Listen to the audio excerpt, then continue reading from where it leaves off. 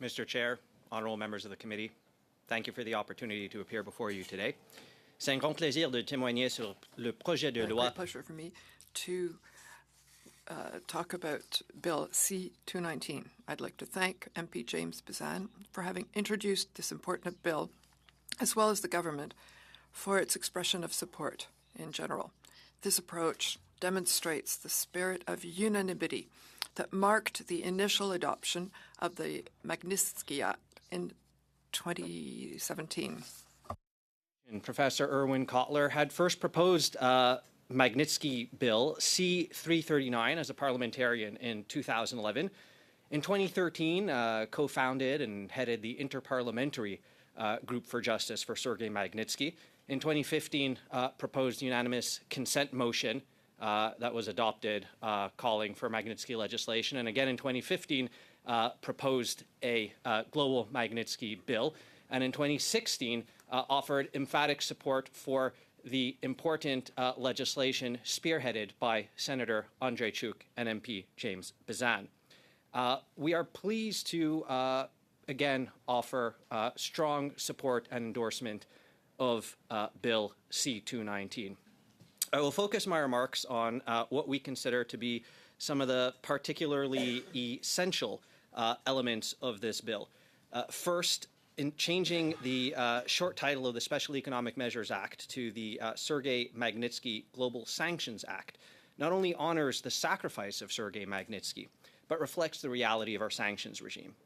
Human rights violations and corruption would not be sanctionable offenses under CIMA if not for the adoption of the 2017 Magnitsky Law amendments. So, of the 1,042 human rights sanctions implemented by Canada since these amendments in 2017, 962 of them are under CIMA. So 92% of our country's Magnitsky-style human rights sanctions are not actually implemented under the Magnitsky Law. Over 35 countries now have a Magnitsky Act, so in an increasingly dangerous and divided world, this simple title change will help streamline collaboration and end confusion amongst our allies and civil society around the world, and reflects the reality of how the Canadian government has implemented our human rights sanctions frameworks thus far. Second, expanding visa bans to immediate family members fills an important gap in current legislation. Grave human rights abusers often like to send their families abroad to enjoy the freedoms that they deny their citizens at home. This legislation would close the door on their family members enjoying the banks, businesses, beaches in Canada, and thereby also protect our sovereignty from the corrupt and corrosive effect of this foreign capital.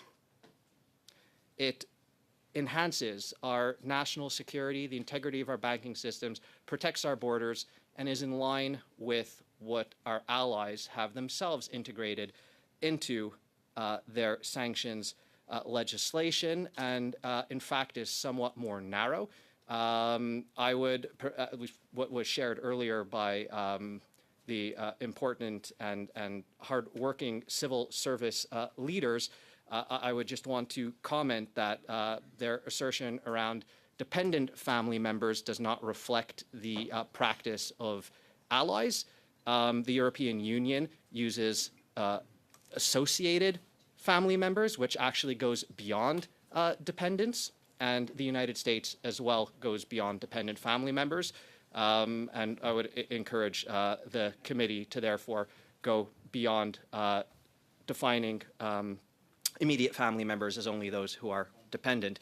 And third, the provision on prisoners of conscience will provide a life-saving spotlight to them. For the dissident suffering in the darkness of a dictator's dungeon, this legislation would shine a light on their case that could help secure their freedom. Vladimir Kara-Murza's newfound freedom from Putin's gulags provides a case study. The public disclosure surrounding advocacy on his case, working with his wife Evgenia, and undertaking efforts like sanctioning the officials responsible for his unjust imprisonment, our ambassador holding a press conference on the steps of the courthouse during his unfair trial, and granting him honorary Canadian citizenship helped free him. And I commend the essential work of this committee in a multi-partisan way that helped ensure he is alive and free today. Thank you. Upon his release, Vladimir Kara-Murza, like all prisoners of conscience we have advocated for, told us that these public activities from governments and parliaments kept him alive. It told him, and it told his jailers, that he was not forgotten. Beyond individual cases, the prisoner of conscience provision is essential for data and deterrence. GAC's annual consular report makes no mention of arbitrary detention and hostage-taking. A Canadian prisoner of conscience is lumped together with a murderer, thereby equating crimes committed against Canadians by foreign states with crimes committed by Canadians in foreign states. If there were clear metrics about detentions of prisoners of conscience, and particularly Canadians held abroad, this would inform the travel decisions of Canadians and perhaps even lighten the load on consular affairs that they reference. Perhaps less Canadians would travel to the jurisdictions where there are rising rates of prisoners of conscience, and it would perhaps be helpful to Canadians to have this information at hand. Thank you. We'll have to conclude. Thank you so much for your statement. We will begin the period of questions, beginning with MP Bezan. You have 6 minutes. Okay, thank you. And, I may split my time with Mr. Chong. Thank you. You want to take it? No, go ahead. Okay, I don't know how. I thought the ad was going to go first, but anyway, thank you so much, Mr. Silver, and for the support of the organization. Make sure you give Professor Kotler our best. His leading edge work on Magnitsky sanctions will always be immortalized in Parliament, and we will always recognize how hard he's worked in support of standing up for human rights and being such a strong leader. He's an inspiration to each and every one of us.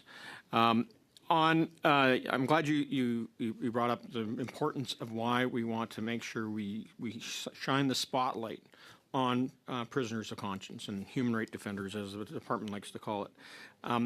Can you just talk more about what's happening now with hostage diplomacy that we're starting to witness from China and others, and how it's important that we continue to have these transparent reporting to ensure that this type of practice stops? Sure. Thank you very much for that timely and important question. And the rapid rise of state hostage-taking and arbitrary detention perhaps merits a reconsideration of current approaches to better address this situation. So having worked on a number of such cases, hand in hand with the hard-working, folks in consular affairs, and want to commend the government on establishing a special hostage department, which was a necessary step, but more can be done. I would suggest perhaps 3 amendments that can help reflect this in the prisoner of conscience section. A, mandating that the information on the numbers of prisoners of conscience in a country that this legislation proposes actually be included in the travel advisories issued by GAC. So beyond, the public disclosures, right now it's at times, in the Jimmy Lai's case, for example, travel advisory, was issued that Hong Kong can quote unquote have the arbitrary application of local laws, and that Canadians traveling there for business or tourism should take that into consideration. This can be a potential way of protecting Canadians from being targeted abroad, and again, alleviating some of the burden on GAC. B, that the arbitrary detention and torture of prisoners of conscience in general, and of Canadians in particular, perhaps be added as a standalone sanctionable offense. So the TNR additions are essential if we're adding sections to the Magnitsky Law, specifically talking about the targeting of prisoners of conscience, and the hostage-taking of Canadians can be immensely helpful. And third, and this is drawing from Professor Kotler's bill that he proposed in 2010, Bill C-554, an act to protect Canadians abroad, shifting the suggestion about public disclosures to be contingent on the requests of families, but not in a discretionary manner, that pursuant to Articles 19 and 20 of Bill C-554, that there could actually be a right of mandamus, where Canadian family members want actions by the Canadian government, they should be able to demand that. So we would actually suggest that the public reporting requirements of this bill, not only do we support that, but that could be expanded to actually give a right to families to demand that of the government. And again, Thank you for those recommendations. I'm going to give the rest of my time to Mr. Chong. How much time it remains? 2 minutes and 20 seconds. Thank you, Mr. Chair. I'd like to focus on one of the purposes of the bill, which concerns the Broadcasting Act. The government effectively took RT off the airwaves in Canada in 2021 through a cabinet directive issued under Section 15 of the Broadcasting Act. CGTN continues to operate. I know that in the United Kingdom, I believe in 2021, Ofcom pulled CGTN off the airwaves, their CRTC, because they concluded that CGTN's broadcast editorial direction was coming from the Chinese Communist Party and the authoritarian state of the PRC. So can you tell us what other democracies have pulled either RT or CGTN off their airwaves, and the method by which they did that? I can seek to undertake to revert back with that information, but more broadly would just want to comment that there's a very clear nexus between the object of this bill to combat transnational repression and the elements of the bill that are therefore seeking to limit the ability of foreign regimes to conduct foreign influence and foreign interference via their broadcasting. So we'd be broadly supportive. And I concur with that assessment. It would be helpful if you could send the committee that information. It would be helpful as we seek to amend that section of the bill. I'd also note, in support of what you just said, that Ofcom also concluded that the airing of a forced confession of Simon Cheng, the former official at the United Kingdom consulate in Hong Kong, was a gross violation of human rights, but also breach their licensing code. So I think that's important for the record to show as well that that these authoritarian state-controlled broadcasters, have done some pretty egregious things and are acting at the editorial direction of the CCP and the PRC. Thank you, Mr. Chair. Thank you very much. We go next to MP Abdelhak Sari. You have 6 minutes. Sorry. Merci beaucoup, Monsieur le Président. Thank Merci you, beaucoup, Chair. Cécile. And also, thank you, Mr. Silver. This is very relevant for me because it's the first question that I'm asking in this committee. And Canada is recognized internationally as having very clear positions on serious infringement of human rights. For Bill C-219, so in order that people will understand very clearly, those who are listening, what is the greatest contribution here to reinforce Canada's position in that way? Thank you for this important question. I think that the elements of legislation that are aimed at prisoners of conscience, they're giving the government more tools to be able to implement sanctions. It's not just a question of giving more powers, more tools to government. It's also sharing the message with the world, with the victims and to the violators of human rights, that Canada commits and its foreign policy is rooted in human rights. So it's not only a question of process, but also an issue of communications. So that this message is clear and it's important in that way.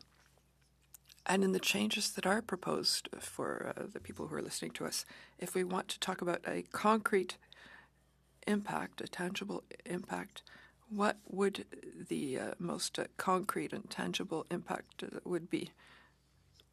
So thank you very much. If I had to choose one, at first sight, it's the change of the criteria for the implementation of sanctions in order to include transnational repression and to create a definition of this. And secondly, the definition of a prisoner of conscience is of which the government is asking to make reports.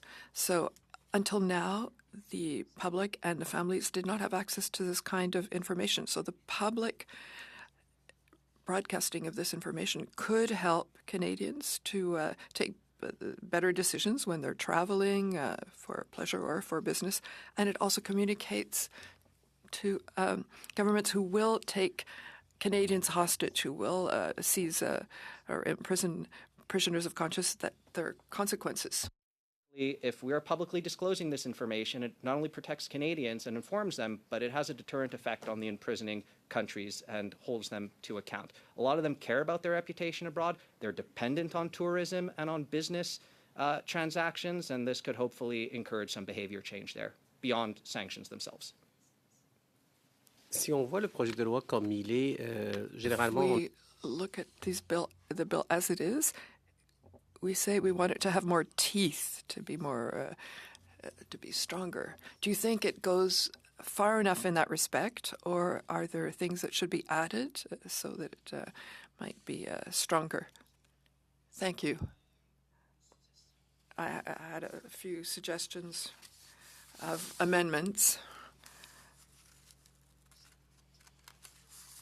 So in certain aspects, it's a question of interpretation. And if we have clearer definitions, as we do in terms of sanctions against family members of someone who has been sanctioned, it makes it stronger. So I want to repeat our position that a member of the close family has to go further than a dependent of the family, as our allies have done.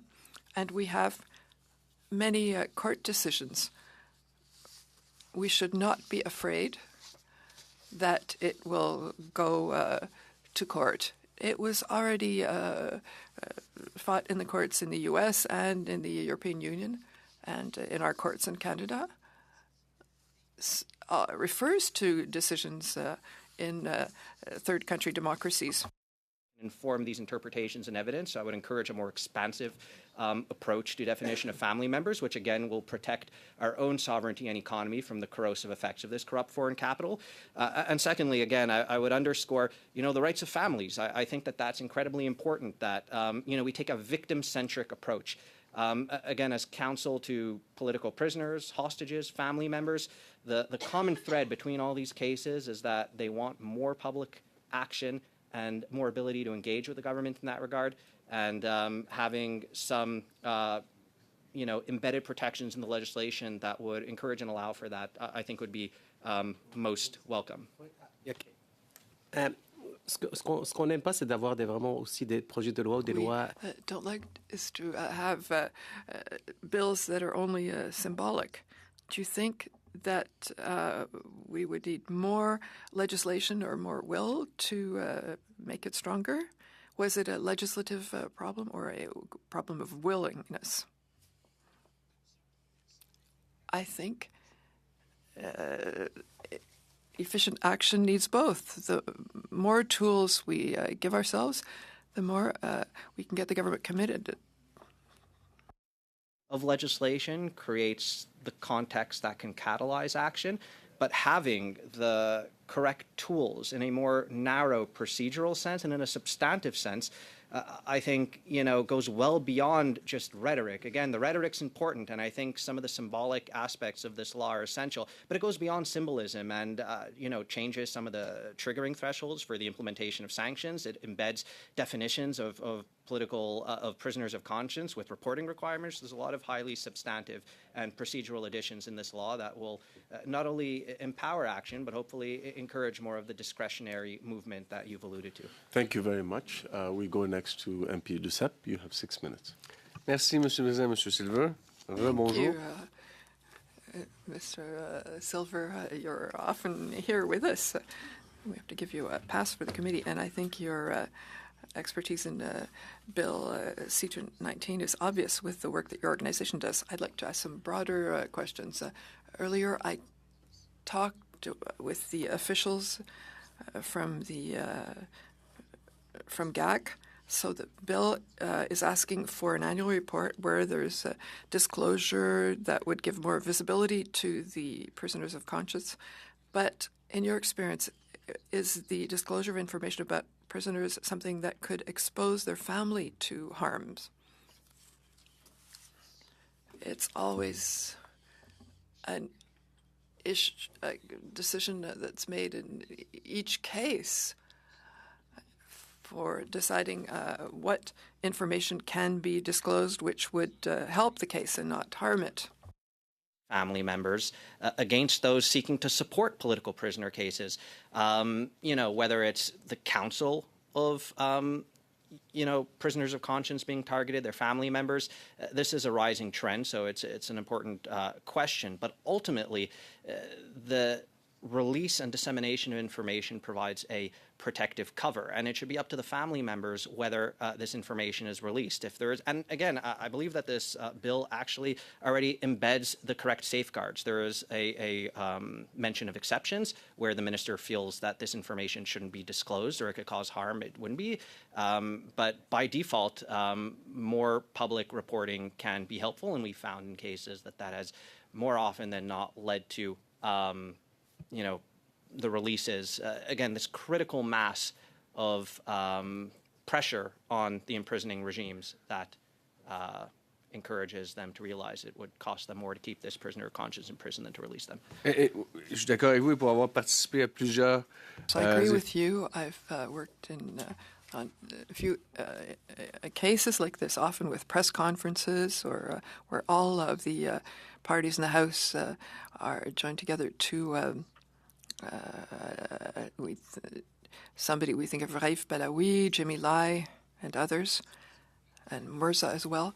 But in the text, my question, I want to repeat it. I'm not in favor of one option or another, but in the text currently what we have is that it is up to the minister to decide to disclose or not the information, whereas some people, and I'm wondering, should we not ask for a model that would be based on prior consent of the families before the minister would have their word? So would it be wise to publish information or not? And it's not really expressed in C-219. Would it be useful to have that as an amendment? First of all, thank you for your commitment for all these prisoners of conscience throughout the world, and your contribution is in those cases where the prisoners were liberated or their conditions were improved. As I referred to in my opening statement, I think those victims imprisoned abroad and their family members should be the driving force of this. A victim-centered approach would be the most appropriate. And again, shifting the burden from what the minister may feel should be done in a particular case or another, regardless of family concern, not to be rather the family's wishes, that if the family wants this information made public, wants certain government interventions, that should be the default, and that they should even be allowed to apply for a mandamus to compel government action. I think perhaps would suggest that some Canadians could have gotten home even sooner if the government would have decided to speak out earlier. Peut-être une dernière question, je pense qu'il me reste. Maybe one last question. I think I still have a minute or so. I'll speak more broadly. You talked about international jurisdictions that do things differently. How would C-219 bring us closer to what's being done internationally? I think it would bring us closer to what's happening. I'm proud that the Canadian Parliament, in a multi-partite effort, makes it so we don't follow our allies. Every other country followed what Canada did. We were the first to implement sanctions in the case of arbitrary detention. We're the first country to give him honorary citizenship. So yes, there are things that our allies are doing that can be reflected in legislation, as I suggested earlier, when it comes to, the definition of immediate family, for example. But I think we can go beyond that. This is an opportunity for Canada to be a leader in global Magnitsky sanctions. The bill as it stands already makes important contributions in that regard. And some of the suggested amendments, like adding to TNR, prisoners of conscience in that, given that prisoners of conscience are already in the bill, having that be a, triggering threshold, the arbitrary detention of Canadians abroad, those are kinds of things that I think, apropos some of the earlier questions about the rise of global hostage taking, that can really help ensure Canada is a leader in that. And again, I think the public reporting requirements are essential, and other countries are doing some good things on that. Again, the U.S., I think, in a bipartisan way, has, pursued a lot of important, legislation, executive orders in that regard. We can go beyond that and, encourage the world to follow Canada's leadership, as we did in the Kara-Murza case, in a multi-partisan way. Thank you very much. I will start a very quick lightning round of 3 minutes each, beginning with MP Ziad Abou Taif. You have 3 minutes.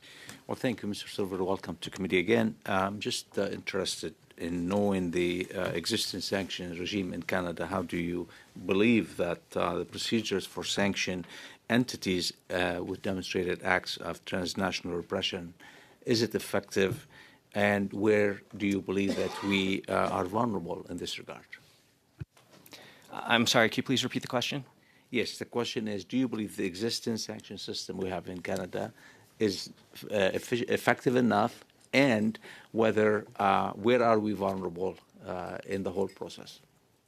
Sure. Well, there's been a question of enforcement in Canada's current sanctions laws. So relative to, on a per capita basis, Canada is actually one of the leaders in sanctions implementation, but are lacking in enforcement. And one of the suggestions of the bill I think helps fill one of those gaps and deficiencies. A lot of the sanctioned individuals often evade those sanctions by using their family members to do so. By adding in, visa bans on immediate family members, we're helping to close some of those gaps. So that's one, easy reference in terms of gaps in existing legislation that this law helps to fill. And certainly when it comes to transnational repression, some of the specific acts enumerated aren't covered under the current law, and at the very least, or I should say may not be covered under the current law, and both ensures that the tools are there and encourages government action to use them. Do you see any fundamental reasons that deterring us or not preventing us from going further on the strengthening the sanction system, and especially on the implementation part of it? No, and actually, I think, it didn't get much reference in some of the earlier exchanges, but I want to specifically point out the part of Bill C-219 that mandates government responses to requests for sanctions from the committee. That is an important act of transparency. It has a parallel to existing frameworks in the Magnitsky Law. So currently, parliamentarians can pass a motion to repeal sanctions, but can't pass a motion to implement sanctions. So there's a bit of an incongruity there. So I think this bill actually helps to fix that and make sure that, parliamentarians can encourage the government to do so. And I would add that it doesn't put a significant burden on the government. It's enshrining in legislation what can potentially be done creatively with order paper questions, but in a much more sort of transparent, democratically oriented way that, again, parallels existing sanctions removal mechanisms in the current legislation. Thank you. Thank you very much. We go next to MP Clark. You have 3 minutes. Thank you very much, Mr. Chair. And Mr. Silver, thank you for being here today. And obviously your organization's been dealing with these issues for well over a decade, a long time. So congratulations on all the work that you've done in this regard. I wanted to ask you if you were, the previous hour we touched a bit on terms and kind of prisoners of conscience, which is the term used in C-219, and then human rights defenders. And you may have heard that there was some discussion about the fact that perhaps human rights defenders is a term that might capture other individuals that would otherwise be excluded under this legislation. I'm just wondering if you had a point of view on those terms and how we might balance them to be most effective. Sure. Thank you very much, both for your kind words and very, incisive question. So I would only comment that in relation to some of the discussions about human rights defenders versus prisoners of conscience, all human rights defenders arbitrarily detained abroad are prisoners of conscience under the definitions that were proposed. But not all prisoners of conscience are human rights defenders. So I would assert that the prisoner of conscience definition is actually broader and better suits the intentions of the bill and of Canada's human rights foreign policy. And I'll give you two concrete examples of cases we've worked on as an institution that would be excluded if the definition was shifted from prisoner of conscience to human rights defender. One, we've represented Baha'i, members of the Baha'i faith, like the Iran, who are persecuted and imprisoned in Iran and Yemen, for example. They self-describe as prisoners of conscience. They do not engage in human rights defender activity. They would be excluded. Another one, Canada has, been an important leader when it comes to protecting LGBTQ persons. Just 3 days ago, a group of LGBT people were imprisoned in Russia. They would be excluded if the definition were changed to human rights defender. People who are targeted simply for, immutable characteristics and their identity would be covered under prisoners of conscience. They would likely not be covered under human rights defender. And I have a short period of time, but I wanted to ask quickly about transnational repression as well. Obviously, that's a concept that's become more relevant or more prominent in recent years. In your view, what's proposed in this bill? How does that compare and contrast with what peer countries might be doing? And is there anything you would like to see added or adjusted on that issue in particular? Sure. This is a nascent area of growing concern. And again, like our sanctions legislation more broadly, is an opportunity for Canada to lead. The specific acts enumerated in this bill and in the definition would hopefully give the government greater authority to take action in these types of situations.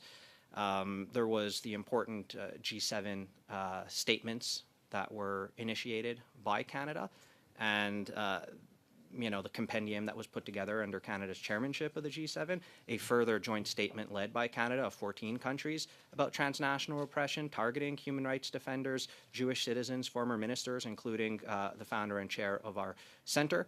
And therefore, there might be an opportunity there when this legislation is further considered to move to coordinate with allies. There's, reference to, and again, I think it's important amendments this bill makes to working with allies, and it references, NATO, for example. I think the proactive use of this legislation to counter TNR can be done unilaterally and should be, but in particular done in concert with allies. That we could be leading in NATO, leading in the G7, as we have on TNR as a thematic concept, to ensure coordination of sanctions implementations with allies. Thank you very much. We go finally to Monsieur Duceppe. You have 3 minutes. Merci, Monsieur le Président. Je vais vous poser Thank you, Chair. I'll ask you one question, Mr. Silver, and if you have other comments that you want to add, using the time that's left to us, please feel free to do that. Currently, you're working in one way when you want to present one or more prisoners of conscience. If C-219 is adopted, as we hope, what will it change in your work as someone who represents those people, be it at the political level, the media level, or the legal level?